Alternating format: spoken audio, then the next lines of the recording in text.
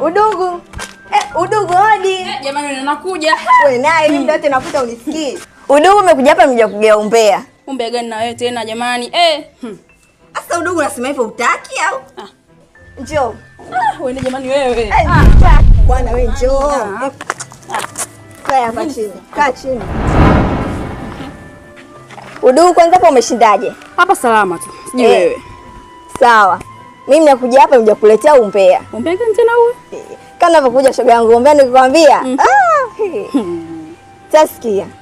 Katika hichi kijiji kaingia kijana mmoja hivi handsome boy, yani shamba fulani hivi. Yaani cha Kiarabu yani sije. Udugu sasa kwambie sana. Kwanza anakaa wapi? Anakaa hapo pale kwa Mamina, si unapajua? Napapata si hapo mpika chapati wewe. Hapo kwa hivi. Kuna nyumba fulani hivi ina rangi nyeupe, nyeusi na rangi ya blue hivi. Hapo. Ndio hapo.